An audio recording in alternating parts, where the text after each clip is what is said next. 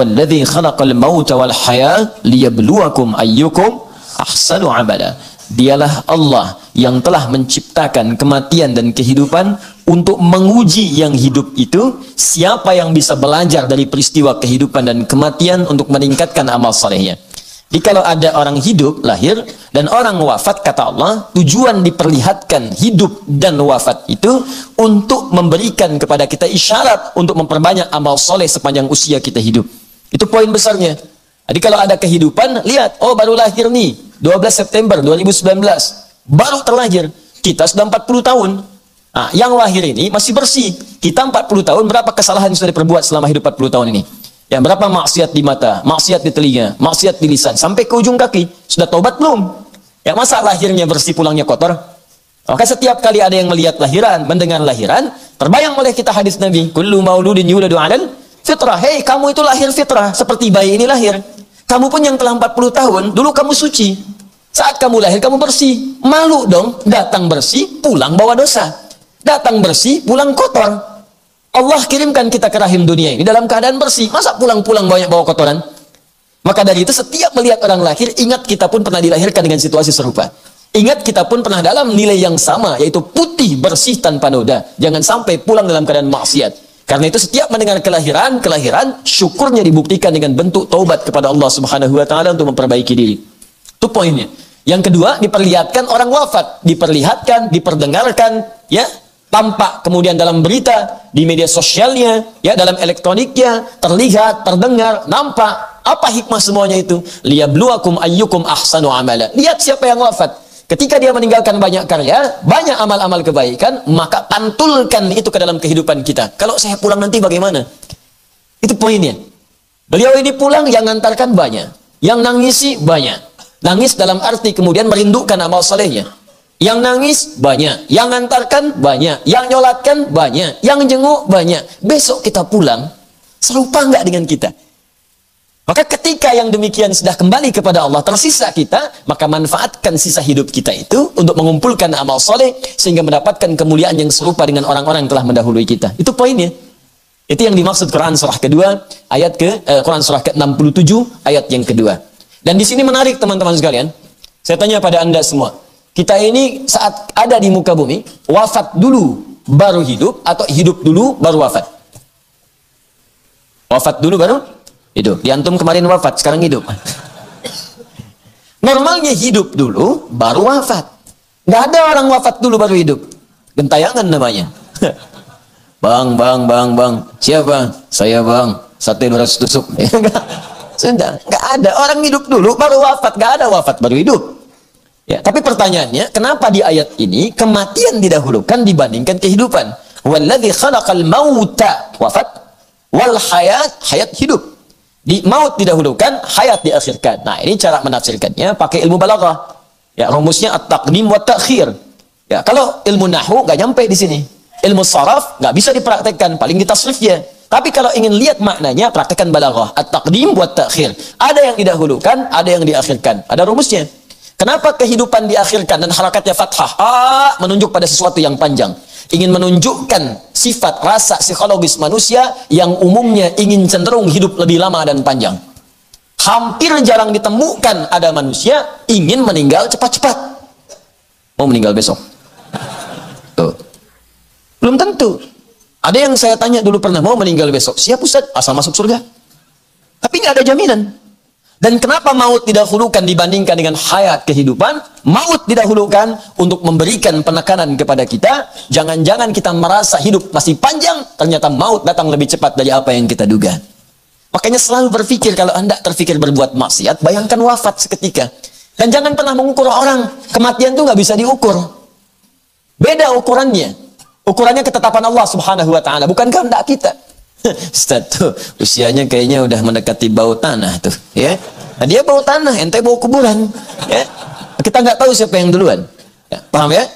Nah, karena itu mari kita ikhlaskan niat, kita mulai kajian kita. Semoga satu huruf pun yang kita kaji itu mungkin yang bisa mengantarkan kita pada ridha Allah Subhanahu wa taala. Bismillahirrahmanirrahim. Hari ini saya perkenalkan kitab tafsir yang ketiga. Pertama, kitab tafsir Al-Quranil Azim, ya, karya Al-Imam Ibn Katsir rahimahullah. Yang kedua, kemarin saya perkenalkan kitab Al-Ahkam, ya, Al-Ahkam Al-Islamiyah Al-Quraniyah Al-Fiqhiyah, berisi hukum-hukum Quran terkait dengan masalah fiqih, yaitu kitab Rawa'i'ul Bayan, ya, fi tafsiri ayatil ahkam, karya Al-Imam Muhammad bin Ali As-Sabuni. Ya, sekarang saya akan bawakan kitab ini, Tafsir Jalalain, ya, Tafsirul Jalalain, yang dari sejak masa-masa dulu di negeri kita ini banyak jadi referensi, dan nanti saya tunjukkan bagaimana kitab ini walaupun terlihat singkat, padat, tapi isinya sangat luar biasa luas dan berharga. Jadi kalau ada orang belajar tafsir, mula-mula ingin belajar, saya referensikan untuk membahas tafsir ini karena paparannya begitu singkat tapi padat dan maknanya luas sesuai dengan makna-makna yang diinginkan secara umumnya. Baik, hari ini kita akan kaji pada ayat yang selanjutnya, yaitu ayat Maliki Yaumiddin. Bismillahirrahmanirrahim sudah kita uraikan. Alhamdulillahi Rabbil Alamin sudah kita selesaikan. Ar-Rahmanir-Rahim juga sudah kita uraikan. Sekarang kita masuk dalam bahasan surah Al-Fatihah pada ayat Maliki Yaumiddin. Al-Fatihah, sebagaimana kami sampaikan di awal jumpa kita, alnya bisa mengandung istighraq, bisa bermakna ta'rif. Kalau dia bermakna ta'rif atau ma'rifah, menunjuk pada sesuatu yang khusus. Al-Fatihah, surat yang ini yang khusus, bukan yang lain. Kenapa disebutkan kalimat ta'rif khusus di sini? Karena surat ini satu-satunya surat yang khusus kemudian dibaca sebagai pembuka dalam bacaan salat. Setelah kita bertakbir, iftitah, maka ayat surah yang pertama dibacakan adalah Al-Fatihah. Kenapa disebut alnya ta'rif khusus? Karena surah ini surah yang khusus dijadikan sebagai pembuka dari Al-Quran yang tercantum dalam mushaf sebanyak 114 surah. Karena itu alnya berfungsi ta'rif untuk menunjukkan sifatnya yang membuka mushaf dan membuka bacaan dalam salat. Tapi jangan lupa al pun berfungsi istighraq, menunjuk makna komprehensif dengan segala keistimewaannya. Al-Fatihah, Fatihah pembuka nilai-nilai kebaikan. Al yang menunjuk istighraq, pembuka semua nilai-nilai kebaikan.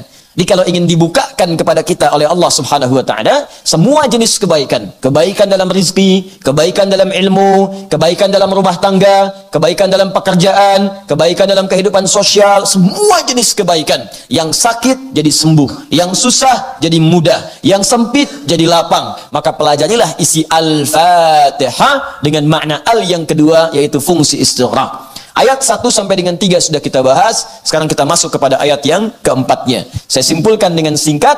Pengantar pertama, jadikan semua karena Allah Subhanahu wa taala jika ingin dibuka semua jenis-jenis kebaikan dalam kehidupan kita. Itulah fungsi ba. Lakukan semua karena Allah, dan cara mengerjakan karena Allah niatkan sebagai ibadah. Karena itu menggunakan lafaz jalalah Allah yang bermakna haqqul ma'bud wa ma'budu bil haqq. Jadi jangan sekedar bismillah tapi dipanggil salat lambat, diminta zakat lambat, diminta puasa tunda-tunda. Tidak. Kalau kita ucapkan bismillah ingin dibuka semua jenis kebaikan, maka cepat respon semua perintah Allah sebagai bukti pengabdian kita kepada Allah Subhanahu wa taala. Maka kalau itu dikerjakan, maka sifat ismun bermakna sumuwun akan melekat kepada rahmat Allah yang diturunkan kepada kita. Orang yang rajin ibadah, orang yang dekat dengan Allah, orang yang cepat merespon seruan-seruan Allah, maka akan diangkat oleh Allah Subhanahu wa taala derajatnya dan dekat dengan rahmat dunia dan akhirat. Rahmat dunia sifatnya disebut dengan Rahman. Karena itu orang-orang yang ibadahnya khusus, spesial, rajin, cepat dekat dengan Allah, maka Allah akan berikan rahmat-rahmat dunia lebih cepat dibandingkan dengan hamba-hamba biasa. Itu yang dicontohkan kepada Maryam alaihissalam. Maryam punya mihrab, rajin ibadah, melebihi kadar manusia-manusia yang lainnya. Kalau orang-orang lain siangnya makan, ia puasa. Malamnya tidur, ia tahajud. Ya, banyak beribadah kepada Allah di luar batas keadaan manusia biasa. Maka apa yang terjadi? Beliau biasa, bukan nabi, bukan rasul, tapi rezekinya dimudahkan oleh Allah lebih daripada orang-orang yang lainnya. Contoh lain, pemuda-pemuda di dalam gua, Ashabul Kahf. Ashabul Kahf itu bukan nabi, bukan rasul, tapi kecintaannya kepada Allah untuk mendekat, meninggalkan tempatnya karena banyak dikejar-kejar supaya menjauh dari Allah. Untuk mendekat kepada Allah, rela meninggalkan kenyamanan, rela meninggalkan kemapanan, rela meninggalkan kenikmatan, bahkan berada di gua yang sempit pun rela, yang penting Allah ridha. Masuk ke dalam gua yang sempit dijadikan luas oleh Allah Subhanahu wa taala. Rezekinya diberikan, jasadnya dijaga, kenikmatannya diberikan, tidur tak terganggu. 305 tahun tidur gak ada yang ganggu, bayangkan. Itu luar biasa. Jadi kalau kita dekat dengan Allah, rumah sempit pun kelihatan luas. Tapi kalau jauh dari Allah, rumah luas pun rasanya sempit. Rezeki yang banyak pun gak terukur gitu. Segalanya habis saja, habis tapi gak ada nikmatnya. Kalau Allah sudah mengangkat seorang hamba, sumuwun, diangkat dengan ketinggiannya, ismun jadi sifatnya, diangkat oleh Allah, maka sifat rahmannya akan memberikan kenyamanan di dunia, dan sifat rahimnya akan menganugerahkan surga terbaik saat kembali kepada Allah subhanahu wa ta'ala. Karena itulah kemudian, setelah kita dapatkan itu semua, maka berusaha untuk bersyukur kepada Allah subhanahu wa ta'ala. Alhamdulillahi rabbil alamin. Pakai nikmat-nikmat itu untuk mendekat kepada Allah. Ini kuncinya. Jadi kalau Allah berikan pada kita pakaian, pakai untuk mensyukuri nikmat Allah, pakai untuk nutup aurat, pakai untuk ibadah, pakai untuk salat, pakai untuk ta'lim. Allah berikan kita rizki berupa sepeda, pakai untuk mendekat kepada Allah. Cari rizki, olahraga supaya sehat, sehatnya diniatkan untuk ibadah, bukan sekedar olahraga. Jadi kalau cuma olahraga pakai sepeda, yang belum beriman pun bisa pakai sepeda untuk olahraga. Bahkan di tempat yang sama, yang membedakan apa? Niat. Pekerjaan, aktivitas disebut amal, jamaknya disebut a'mal. Untuk membedakan amal, aktivitas kita dengan orang yang belum beriman ada pada niatnya. Apa rumusnya? Hadis Nabi sallallahu alaihi wasallam riwayat Al-Imam Al-Bukhari di kitab yang pertamanya dari kitab Al-Jami' As-Sahih. An Umar bin Khattab radhiyallahu ta'ala anhu. Hadis riwayat Umar bin Khattab, semoga Allah meridai kepadanya. Sami'tu Rasulullah sallallahu alaihi wasallam yaqul, saya pernah mendengar Rasulullah sallallahu alaihi wasallam pernah bersabda, innamal a'malu binniyat. Sungguh semua pekerjaan itu akan dinilai berdasarkan niatnya. Pakai sepeda, boleh. Olahraga, bagus. Apa niatnya? Kalau niat sekedar sehat, maka tak ada kemudian kemuliaan akhiratnya. Pahala kosong. Tapi kalau kita niatkan kesehatan itu dipakai untuk ibadah. Saya pengen olahraga dulu subuh-subuh, ba'da subuh. Putar, pusing. Balik kemudian putar sampai pusing. Ya, badannya sehat, niatkan untuk ibadah. Untuk salat duha, untuk cari nafkah, untuk baca Quran. Ini yang bagus. Tapi kalau keluar sebelum subuh, udah putar, lewat sholat. Enggak. Ya, masjid tinggal. Nah, itu enggak ada nilainya si Allah subhanahu wa ta'ala. Paham sampai sini? Baik, kalau kita kerjakan yang demikian itu, maka Allah akan tambahkan nikmat-nikmat yang selanjutnya. Karena itu kalimat Rahman dan Rahim disebutkan kembali setelah Alhamdulillahi Rabbil Alamin untuk menegaskan pemberian Allah yang berlipat ketika nikmat itu disyukuri. Ya, ketika nikmat itu disyukuri. Kata Allah, saya Rabbul Alamin, saya ini pemilik semua alam. Kalian jangankan minta sedikit, minta banyak saya kasih. Nggak ada yang kurang pada saya. Pemilik alam semuanya. Siapa orang paling kaya di muka bumi? Cuman punya sedikit dari bumi. Saya punya semuanya. Bumi punya saya, kata Allah. Langit punya saya. Alam jin saya yang punya. Manusia saya yang punya. Hewan saya yang punya. Tumbuhan saya yang punya. Kamu tuh cuma punya sedikit. Mau minta apa? Saya berikan sampai kamu puas. Wala saufa yu'tika rabbuka fatardo, saya kasih, nggak ada batas bagi saya, kata Allah. Bagaimana cara Allah melipat gandakan balasan kita? Syukur. Itu yang dimaksud Quran surah ke-14 ayat ke-7. La in syakartum la azidannakum. Kalau kamu syukur, saya tambah. Saya tambah. Rumusnya syukur. Syukur itu tadi, pakai semua nikmat untuk kepentingan mendekat kepada Allah. Harta banyak, keluarkan zakat. Yang lebihnya gunakan untuk berkhidmat kepada Allah. Sekalipun dipakai dalam urusan dunia, tapi niatkan untuk mendekat kepada Allah. Itu poinnya. Nah, ada yang menarik di paparan di kitab Tafsirul Jalalain antara hubungan Rabbul Alamin dengan Ar-Rahmanir Rahim. Sebelum masuk Maliki Yaumiddin, saya ingin bacakan dulu karena ini paparan yang sangat menarik dalam kitab ini, yang jarang kemudian dibahas di kitab-kitab lainnya. Bismillahirrahmanirrahim. Ya, masuk ke Ar-Rahmanir Rahim. Ayat ketiga, ayat Dzir-Rahmah. Yang dimaksud sifat Ar-Rahmanir Rahim adalah Dzir-Rahmah, pemilik semua sifat rahmat. Rahmat itu puncak kasih, perhatian dan sayang. Puncak kasih, perhatian dan sayang yang tanpa batas. Kalau dinisbatkan kepada makhluk, ya bukan khalik. Kalau dinisbatkan kepada makhluk, maka ada tambahan. Puncak perhatian, kasih dan sayang, yang dengan perhatian itu ia rela merasakan penderitaan asal yang disayang itu merasakan kenyamanan. Kalau yang dimaksud makhluk, ya, tempat rahmat itu rahim. Perempuan punya rahim dalam perutnya. Kenapa dinamakan dengan rahim? Karena di dalamnya ada sosok yang sangat disayang, dikasihi, dan diberikan perhatian luar biasa. Sekalipun yang mengandung itu merasakan sakit untuk itu. Nggak apa-apa sakit, yang penting yang dikandung ini merasakan kenikmatannya. Ya, silahkan tanyakan pada setiap yang mengandung. Saya melihat istri saya saat mengandung, juga mungkin istri-istri Anda yang Anda perhatikan. Atau tanyakan pada ibunda kita yang telah melahirkan kita. Saat mengandung, kata Al-Quran, wahdan ala wahnin. Quran surah ke-31 ayat ke-14. Sulitnya luar biasa. Piring kanan susah, kiri susah, telungkup mustahil. Ya. Wah, terlentang juga sulit. Tapi dipertahankan semua itu untuk apa? Supaya anak yang dikandung ini merasakan nikmat dan sayang. Makanya sebagian ahli hikmah mengatakan, ini cuma hikmah ya, boleh jadi tinjauan lain itu bisa berbeda. Ahli hikmah mengatakan, kenapa yang terlahir dari bayi itu ketika keluar pertama kali adalah tangisan dalam dirinya. Karena dia khawatir tidak mendapatkan kenikmatan yang sama ketika berada dalam rahim ibundanya. Atau ahli hikmah mengatakan demikian. Karena itu, kalau ada sifat rahmah, kemudian dinisbatkan kepada makhluk, maka itu puncak kasih, sayang, dan perhatian yang diberikan kepada seseorang atau satu pihak, dan dengan perhatian itu ia rela menderita untuk memberikan kenyamanan pada siapa yang diperhatikannya. Jelas? Makanya ibu kan seperti itu ya. Kadang-kadang ngutang dulu, minjam dulu supaya anaknya lulus kuliah, tapi nggak pernah ngasih tahu kalau itu pinjaman. Nggak apa-apa dicaci orang, nggak apa-apa datangin orang, nggak apa-apa ditagih orang, bahkan kadang-kadang diteror. Yang penting anaknya nggak usah tahu. Itulah ibu. Makanya kalau sedang kesal pada ibu, coba pikir-pikir dulu sulitnya ibu waktu didik kita. Itu bahasa Qurannya. Ya, kata Allah, wassainal insana biwalidayhi. Kami wasiatkan, berikan pesan yang tegas pada setiap anak untuk berbakti pada kedua orang tuanya. Kalau sedang punya masalah dengan orang tua, apalagi dengan ibu, hamalathu ummu wahnan ala wahn. Kamu pikir dulu kau mau marah, pikir dulu. Ibu kandung itu ngandung kamu 9 bulan, itu sulitnya luar biasa.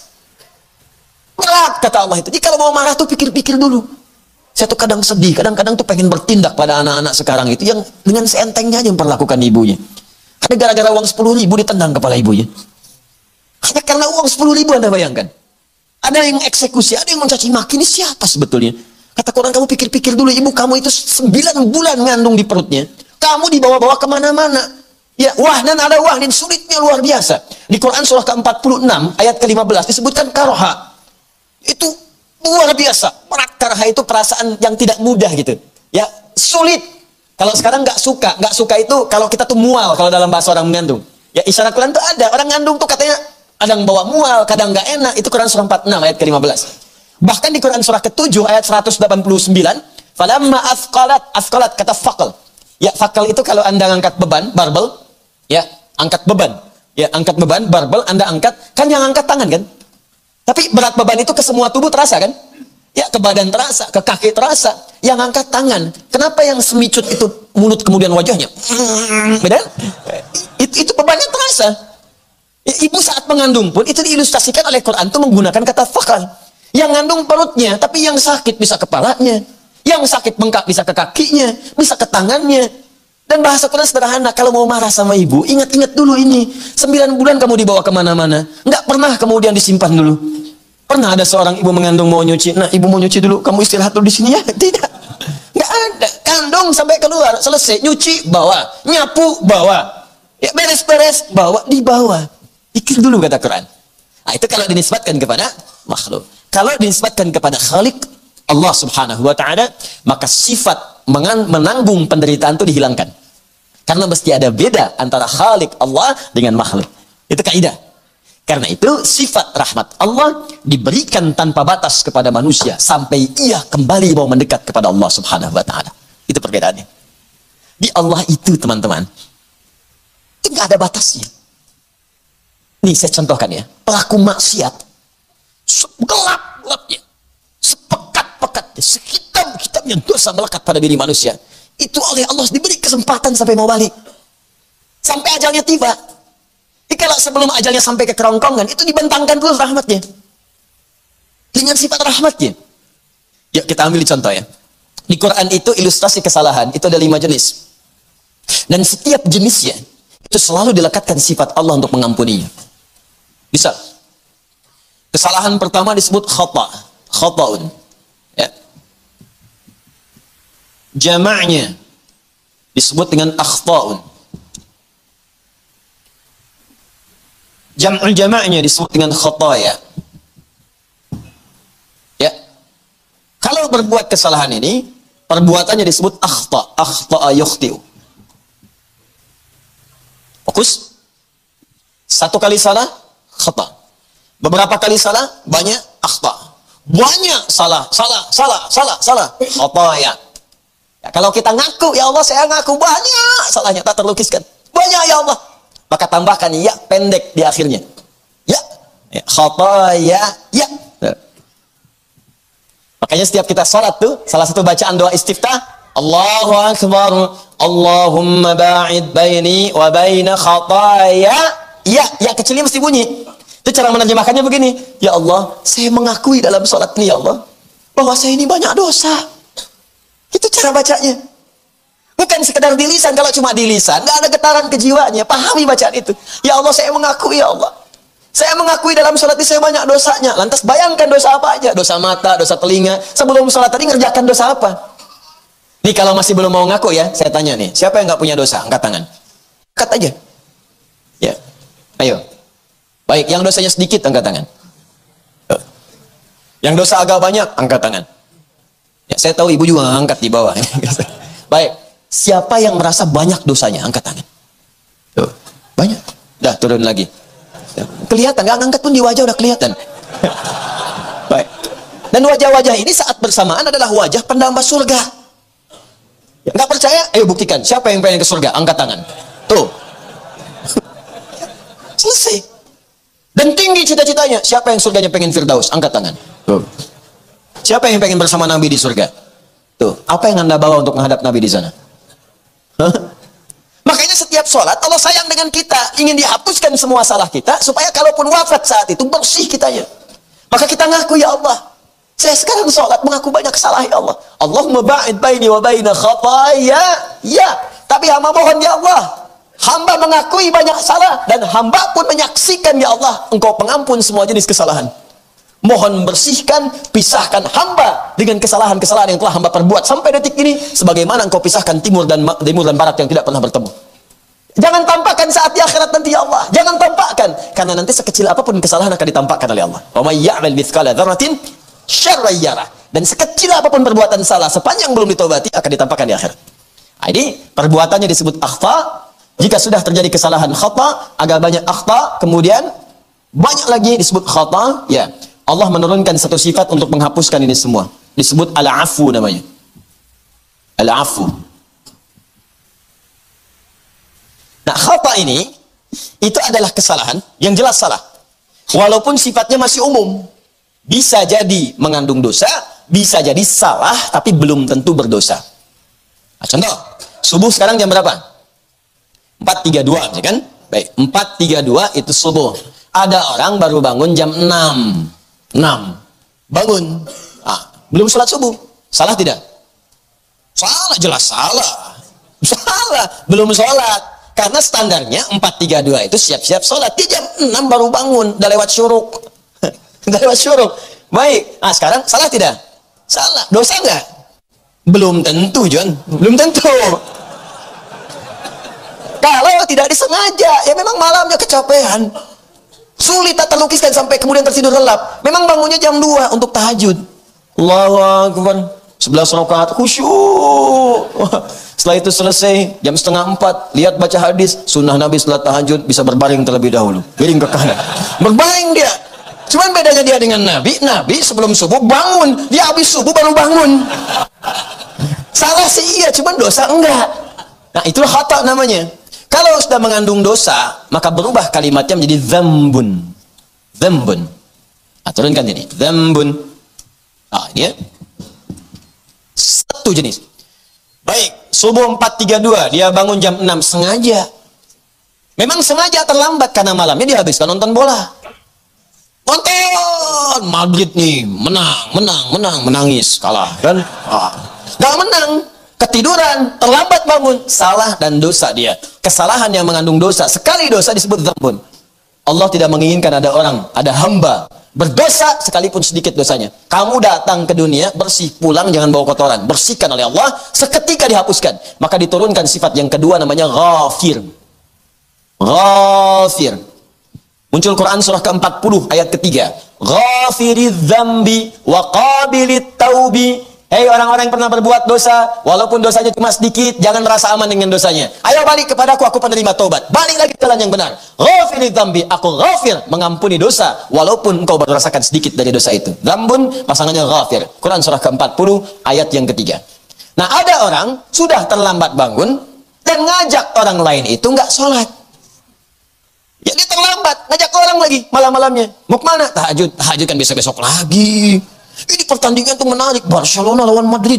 ajak. Sudah dia ngajak orang lain, dia sendiri tidak mengerjakan. Maka muncul yang kedua lebih dari yang pertama. Dijamakkan bentuk dzambu jadi dzunub namanya. Dzunubun. Kalau levelnya sudah naik dari dzambun ke dzunub, maka Allah pun tidak akan membiarkan hambanya larut dalam dosa. Diturunkan sifat yang ketiga namanya Ghaffar. Ghaffar, Quran surah Nuh ayat yang ke-10. Faqultu astaghfiru rabbakum innahu kana ghaffara. Ghaffar. Kata Nabi Nuh, faqultu astaghfiru rabbakum, aku katakan pada umatku, minta ampun pada Tuhanmu, minta ampun. Tapi yang paling menarik, innahu kana ghaffara. Sungguh Allah punya sifat Ghaffar. Kenapa Nabi Nuh tidak mengatakan Ghafir? Karena umatnya sudah berkali-kali bukan sekedar kemudian mencela Nabi Nuh, tapi sudah ngancam, mencela, menghardik, banyak dikumpulkan dosanya, bukan sekali dosa. Tuh, begitu cara baca Qurannya. Jadi kalau ada sifat Ghaffar, artinya dosanya meningkat dari level yang pertama.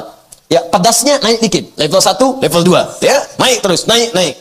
Nah, sudah dia kemudian tidak sholat, ngajak orang tidak sholat, dan mencela orang sholat.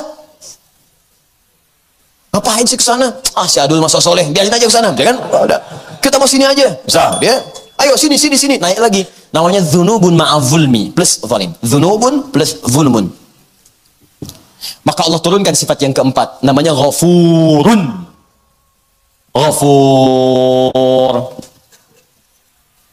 Terakhir, maaf ya, orang ini Allahu Akbar, dia profesional di bidang maksiat. Pokoknya nggak ada maksiat di bumi kecuali dia pernah mengerjakannya.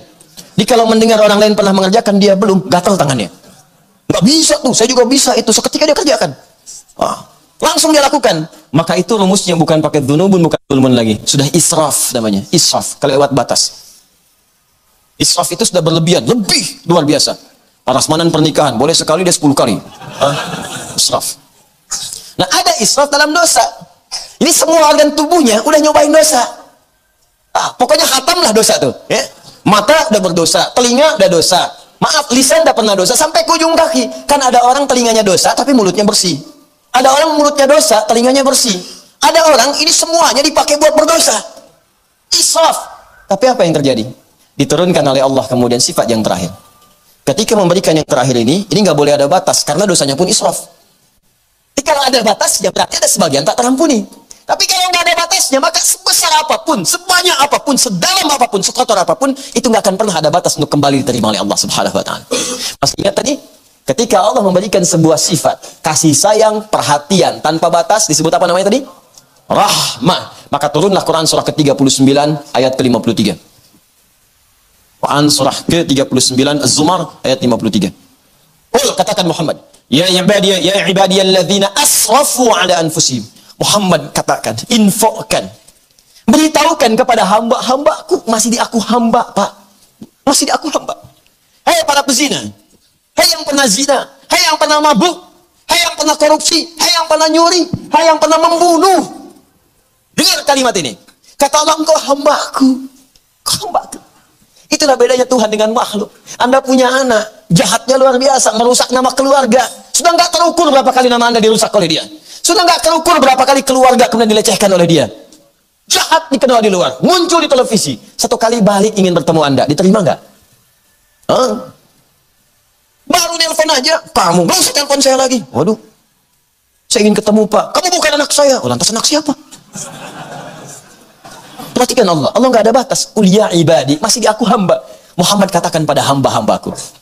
Ya, qul ya ibadiyalladzina asrafu ala anfusihim, yang pernah israf dalam hidupnya untuk berbuat dosa. Alladzina, saya sering sampaikan, disebutkan 1080 kali. Bisa laki-laki, perempuan, besar, kecil, tua, muda, kaya, cukup. Hei, engkau yang pernah punya jabatan pernah berdosa. Engkau yang punya kekayaan pernah berdosa. Engkau yang tak punya apapun ikutan berdosa juga. Hei, engkau laki-laki, engkau perempuan, engkau pernah berbuat israf. Aku tidak akan berikan batas untuk mengampunimu. Engkau datang padaku, aku ampuni semua dosa. La taqnatu min rahmatillah. Jangan putus asa dari rahmat Allah Subhanahu Wa Taala. Aku ampuni.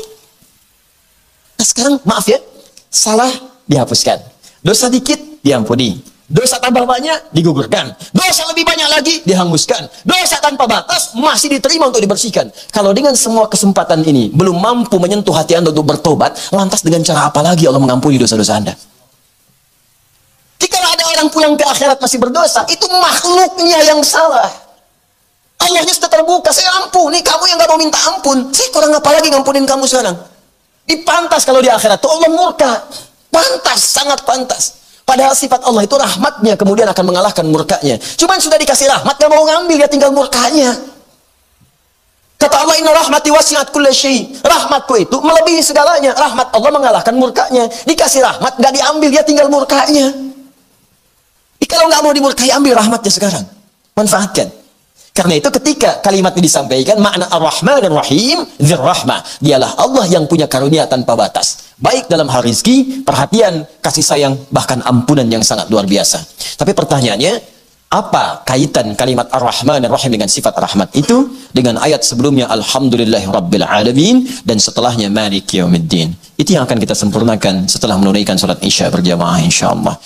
Hadirin sekalian, saudara-saudariku, alhamdulillah kita telah menunaikan salat Isya berjamaah.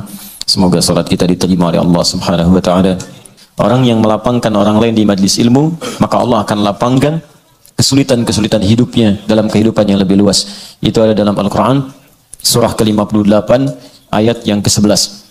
Ya ayyuhalladzina amanu, hai semua orang-orang telah menyatakan dirinya beriman kepada Allah Subhanahu wa taala, idza qila lakum tafassahu fil majalis fafsahillahu lakum, ya, idza qila lakum tafassahu fil majalis fafsahu yafsahillahu lakum, wa idza qila inshuzu fanshuzu yarfa'illahu alladhina amanu minkum walladhina utul ilma darajat. Hai orang-orang telah menyatakan dirinya beriman kepada Allah tanpa kecuali, jika disampaikan kepadamu, jika dikatakan kepadamu, lapangkan, luaskan di majlis-majlis ilmu itu bisa berarti tempat, bisa berarti situasi, kelapangan, atau share informasi. Orang yang bisa melapangkan situasi itu, maka balasannya bukan di majlis. Yafsahillahu lakum, kalimat majlisnya dibuang. Maka di setiap tempat yang kita rasakan kesulitan, Allah akan lapangkan. Mungkin melapangkannya di sini, nanti kesulitan rumah tangga itu yang dilapangkan oleh Allah. Mungkin yang dilapangkan di majlis ilmu, nanti kesulitan di pekerjaan itu yang dilapangkan oleh Allah. Dan semoga Allah mengabulkan apa yang kita mohonkan. Allah Subhanahu wa taala dengan sifat Rahman Rahimnya, Dzir-Rahmah, dialah pemilik sifat rahmah, puncak segala perhatian, kasih sayang, cinta, dan segala jenis hal-hal positif yang diberikan. Dalam konteks ketika dikaitkan dengan sifat Allah Subhanahu wa taala, maka ini mencakup anugerah kemuliaan dan kebaikan. Bisa berarti puncak ampunan dosa tanpa batas. Tadi kita sampaikan, jika ada kesalahan saja umumnya, Allah turunkan sifat Al-Afu. Jika ada dosa di dalamnya, Allah turunkan sifat Ghafir. Jika dosanya semakin banyak, diturunkan sifat ketiga Ghaffar. Jika semakin melimpah dosanya, maka ada nama yang keempat, Ghafur. Jika memang tak ada batas dalam limpahan dosanya, sehingga punya sifat israf, ya, bosan kalau tidak berdosa. Kalau tak bermaksiat, rasanya bosan, israf. Maka tetap Allah berikan kesempatan bagi dia untuk bertobat, dan Allah tak pernah bosan melimpahkan rahmatnya. Maka diturunkan sifat yang terakhir ini dengan nama rahmat bagi orang yang israf atau berbuat banyak berlebih dalam dosanya. Nah, 5 hal ini itu dikumpulkan dalam satu ayat. Kalau Anda bisa berkenan membacakannya sebelum tidur, ya, malam hari, saya sangat merekomendasikan ayat ini. Dan seringkali kami coba mengamalkan dampaknya ke hati itu luas. Itu Quran surah kedua Al-Baqarah di ayat 286, ayat yang terakhir. Ya, la yukallifullahu nafsan illa wus'aha. Allah mustahil memberikan kita beban kehidupan kalau kita nggak sanggup. Ini sangat menarik nih, bahasanya indah. Kata Allah, kamu nggak mungkin saya uji kalau kamu nggak mampu. Di cara menyikapi ujian itu, berikan motivasi pada diri kita bahwa kita mampu. Bisa sering katakan begini, seberat apapun ujian yang sedang menimpa kita sekarang, Anda diuji sekarang, menurut Anda berat sekali, tapi menurut Allah cuma Anda yang mampu, yang lain nggak bisa. Makanya dititipkan kepada Anda, bukan kepada yang lain. Saya yakin setiap kita ini sekarang punya masalah. Ada yang di rumah tangga, ada yang di pekerjaan, ada yang di kehidupan sosial. Allah ujikan pada kita, bukan pada yang lain, karena kita mampu. Ya, mustahil diuji kalau nggak mampu. La yukallifullahu nafsan illa wus'aha. Laha ma kasabat wa 'alaiha ma kasabat. Laha ma kasabat. Kalau kita semangat mengatasi itu dengan nilai-nilai kebaikan, caranya baik kita atasi, maka akan ada peluang pahala kita dapatkan. Ujian di kantor, caranya benar, ikuti aja ujiannya dengan baik. Nggak usah nyogok, nggak usah korupsi, pahala diberikan pada kita. Wa 'alaiha ma kasabat. Tapi sebaliknya, kalau cara menyikapinya keliru, bisa berdosa. Ujian di kampus, ya, maaf, cara mengatasinya belajar dengan benar isi ujian. Jangan pedulikan berapa benar tidaknya. Kalau ada yang salah, evaluasi. Itu tandanya kita diminta memahamkan kembali diri kita supaya menguasai materinya. Kalau lulus, teruskan dan dalami. Jangan sekedar lulus untuk ujian. Itu caranya. Bukan mencontek. Ketika mencontek, wa'alaiha maktasabat, ada peluang dosa di dalamnya. Dosa itu, kata Nabi, sesuatu yang saat engkau kerjakan, engkau takut ketahuan orang lain. Dan dirimu pun gelisah. Jadi kalau Anda mengerjakan sesuatu, takut orang lain tahu, dan Anda merasa gelisah dengan perbuatan itu terindikasi ada dosa di dalamnya. Baik. Rabbana la tu'akhidna in nasina au akhtana. Akhta.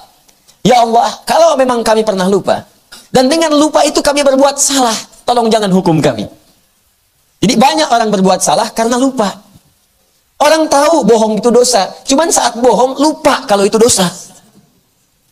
Orang tahu mencuri itu dosa, cuman saat nyuri lupa kalau itu dosa. Orang tahu kalau korupsi itu bahaya, dosa. Cuman lupa kalau sedang korupsi itu bahwa itu tuh berbahaya dan dosa. Jadi kadang-kadang banyak perbuatan lupa itu menjadikan seseorang berdosa. Dan kadang-kadang ada yang memang diniatkan untuk berbuat salah. Itu yang bahaya. Ya makanya saya sering aneh kalau ada orang mengatakan, saya minta maaf Bapak Ibu sekalian, pada kesalahan-kesalahan saya, baik yang disengaja ataupun tidak. Kalau tidak, masih diterima. Tapi sengaja berbuat dosa, itu aneh.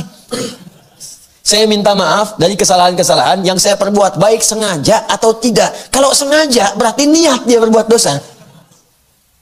Itu kan persoalan. Nah, cuman yang paling indah, la tu'akhidna in nasina au akhtana. Catat, khata, satu dia. Rabbana wa la tahmil alaina isran kama hamaltahu ala alladhina min qabla. Ya Allah, kalau saya nanti mendapatkan satu persoalan dalam ujian, jangan berikan ujian kepada saya melebihi batas kemampuan saya seperti orang-orang dulu yang pernah mengalaminya. Maksudnya, ujian mereka ditimpakan ke saya yang tidak sebanding dengan kemampuan saya. Makanya dari awal Allah bilang, gak akan saya uji di luar batas kemampuan kamu. Kalau masih ragu, saya turunkan keterangan berikutnya. Rabbana wa la tuhammilna ma la taqata Nabi. Ya Allah, kalau saya berbuat salah, saya pengen kembali. Dan jangan berikan beban yang besar kepada saya, supaya saya bisa mudah kembali. Kalau saya pengen taubat, ya Allah, jangan susah seperti orang-orang dulu karena kesulitan mereka pengen taubat. Mereka kan beda dengan saya. Mereka itu bebal, ya Allah. Disuruh taubat, ngeyel lagi. Disuruh ibadah, gak mau lagi. Karena itu engkau turunkan beban lebih berat dibandingkan dengan saya sekarang. Maka jangan samakan cara saya taubat saya dengan taubat orang di masa lalu. Umat Nabi Musa, bebalnya luar biasa. Musyrik lagi, musyrik lagi. Karena itu ketika ingin taubat, kata Allah, kalau memang serius, coba bunuh dirimu. Taubatnya dengan kematian.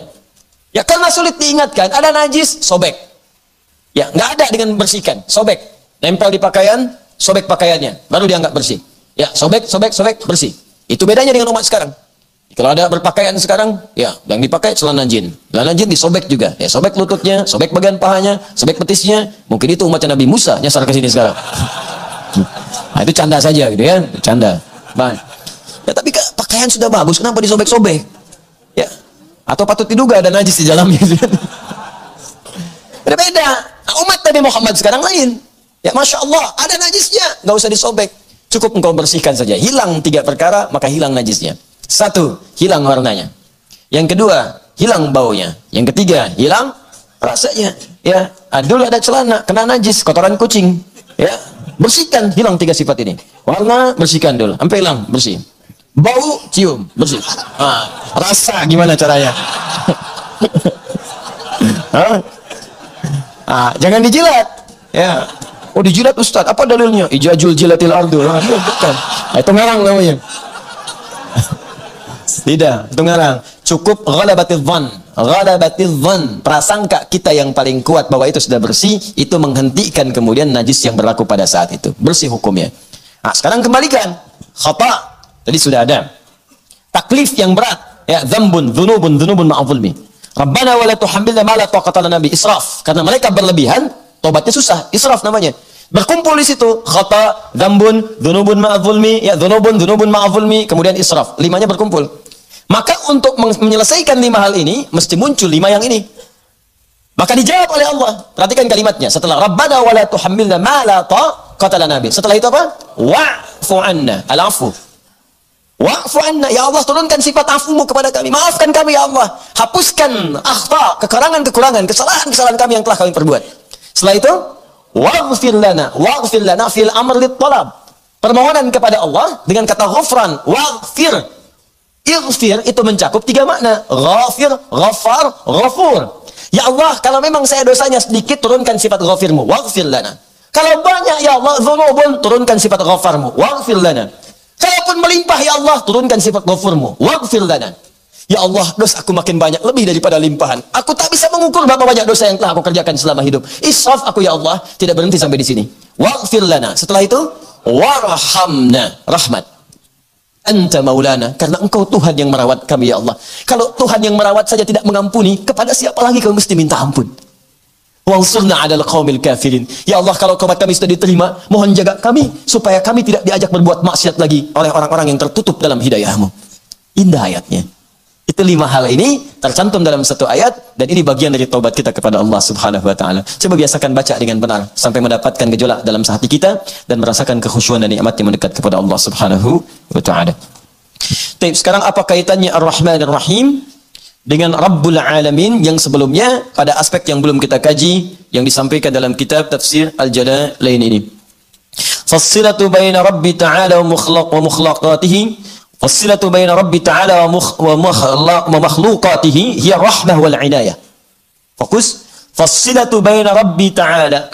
Adapun hubungan antara kalimat Rabb dalam Rabbul Alamin. Alhamdulillahi Rabbil Alamin. Kata Rabb di sini menunjuk pada sifat Allah. Yang pernah saya terangkan punya sifat Al-Asma'ul Husna dengan sifat rububiyah. Sifat memperhatikan, merawat, menyayangi, menguasai. Rabbul Alamin, penguasa semua alam. Masya Allah. Apa hubungan kata Rabb, penguasa di sini? Sudah sifat Khalik Allah wa makhluqatihi. Relasinya, hubungannya dengan merawat makhluk-makhluknya. Ilustrasinya begini. Kalau teman-teman membayangkan seorang raja misalnya. Rajanya besar. Punya kekuasaannya dahsyat misalnya. Nah, kira-kira yang tergambar punya sifat sayang tidak? Kalau ketemu susah tidak? Susah. Kalau mendekat sulit tidak? Sulit. Pasukan banyak, karismanya tinggi. Ya nggak usah tinggi-tinggi lah. Yang sekarang misalnya ada yang mengaku negara adidaya, super power. Ya misal satu negara besar, saya nggak perlu sebut misalnya, dengan presidennya. Ya kan nggak semua orang kemudian bisa ketemu dia. Saat ketemu pun dia merasa besar dan sungkan orang pun untuk bertemu dia. Banyak berharap untuk mengundang dia datang. Dan saat datang pun karismanya begitu tinggi sampai orang-orang nggak bisa mendekat. Nah, baru satu di dunia saja, dan itu pun nggak menjangkau semua. Dia bukan raja dari semua dunia. Dia nggak bisa ngatur Indonesia, dia nggak bisa ngatur Asia, dia nggak bisa ngatur Afrika, cuma ngatur negaranya aja. Paling-paling memberikan pengaruh ke negara lain. Itu pun sudah disanjung-sanjung, dia agung-agung, dan kadang-kadang sulit untuk mendapatkan akses kepadanya. Maka sekarang ada yang merajai semua alam. Bagaimana sifat raja di raja ini? Apakah sama seperti itu? Apakah sulit mendekat kepadanya? Apakah sungkan kita untuk kembali kepadanya? Apakah kalau kita punya salah harus takut dengannya? Bagaimana kalau kita mesti takut caranya? Maka ini yang paling indah. Perhatikan kalimatnya. Fassilatu baina Rabbi ta'ala wa makhluqatihi hiya rahmah wal inayah. Maka kalimat Ar-Rahman Ar-Rahim memberikan penjelasan kepada kita bahwa sifat Allah walaupun menguasai semua alam itu beda dengan sifat makhluk. Dan makhluk berhak untuk mencontoh sifat Allah ini agar diterapkan dalam kehidupannya dalam konteks amal soleh yang sedang ia kerjakan. Apa itu?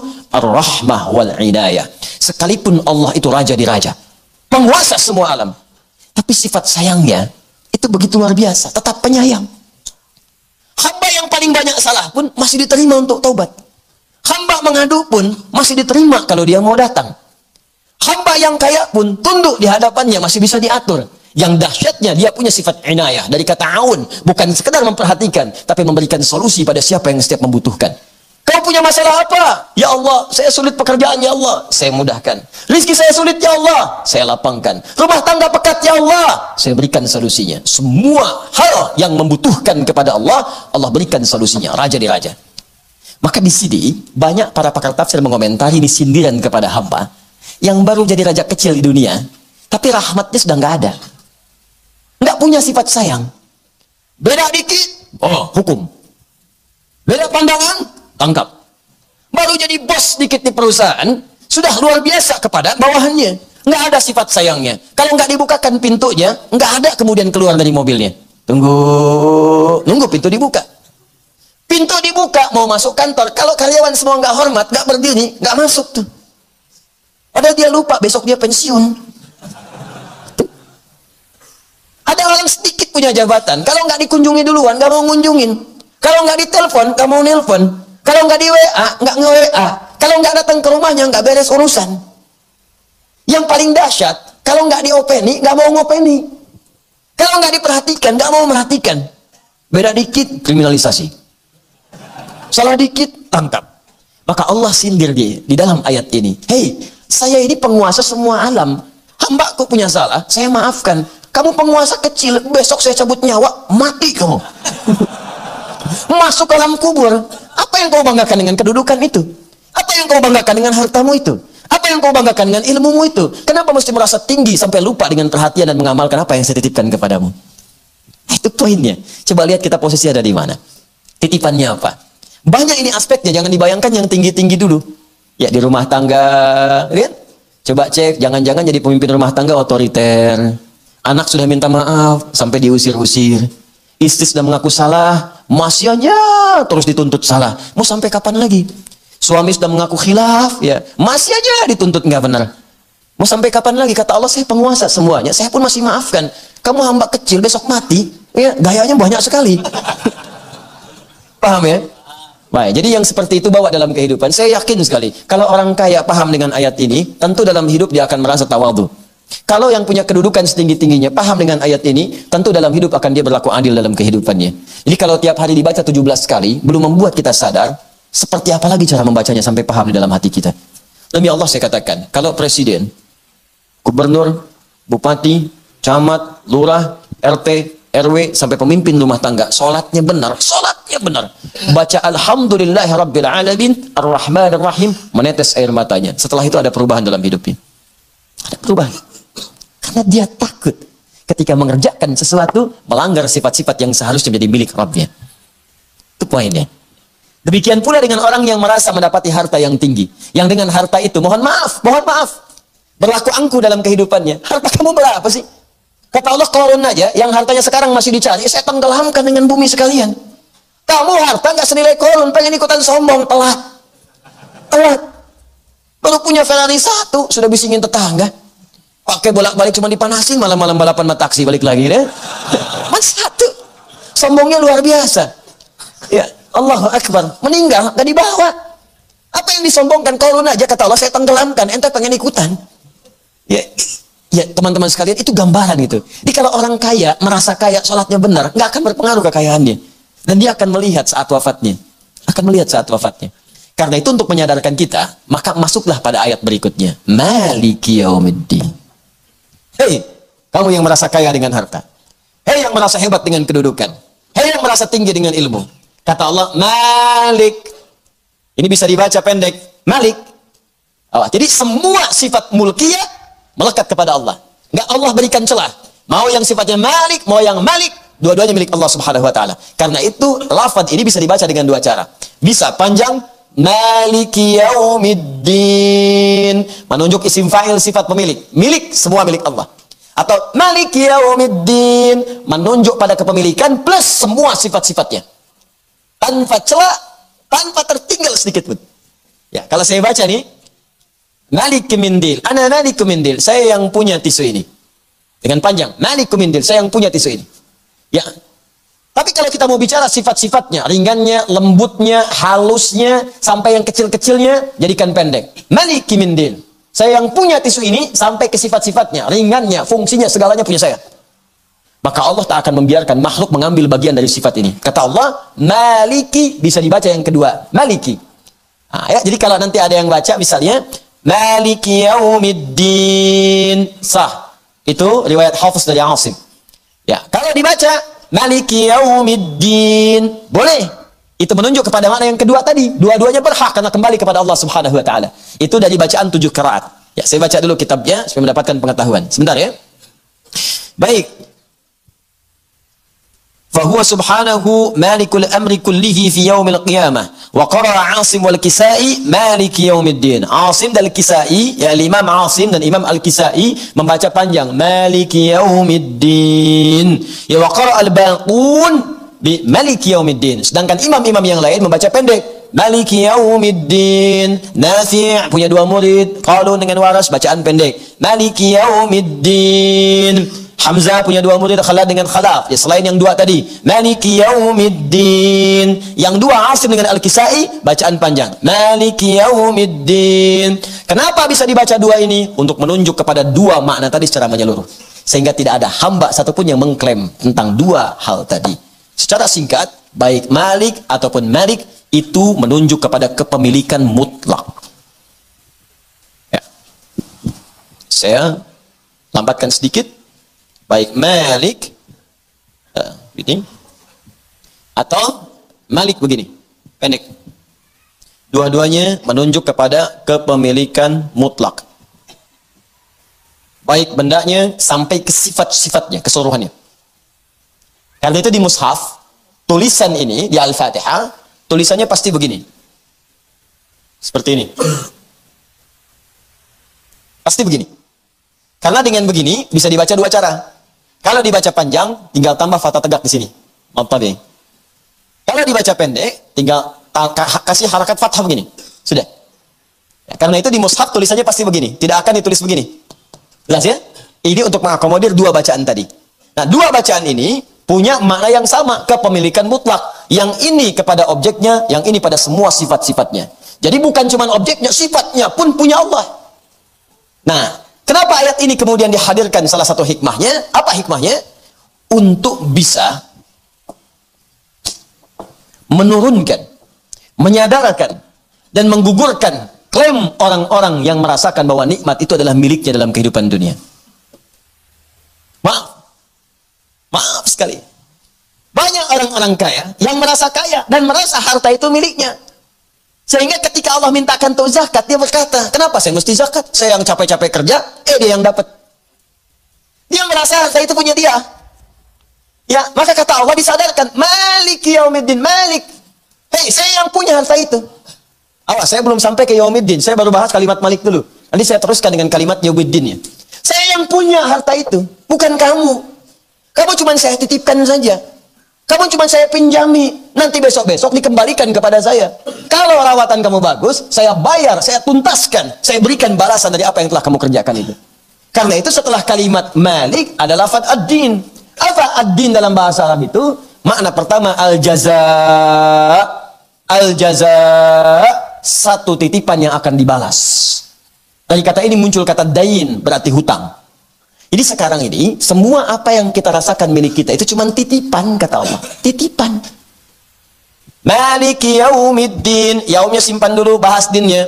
Ma makna ad-din? Makna yang pertama, al-jaza. Karena itu orang Arab mengatakan, kama tadinu tudan. Kama tadinu tudan. Sebagaimana engkau dititipkan, seperti itu juga engkau akan dibalas. Sebagaimana engkau diperlakukan, seperti itu juga engkau akan dibalas dengan perlakuanmu.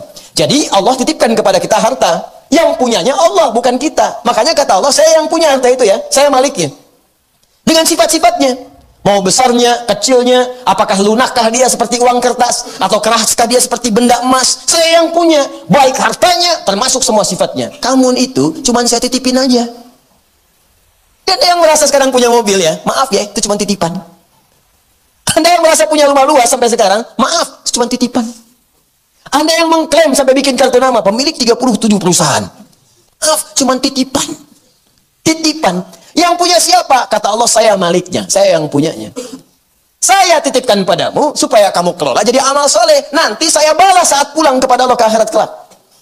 Makanya, maaf ya, makanya sifat pemilik dengan sifat yang dipinjami itu beda. Peminjam dengan pemilik lain.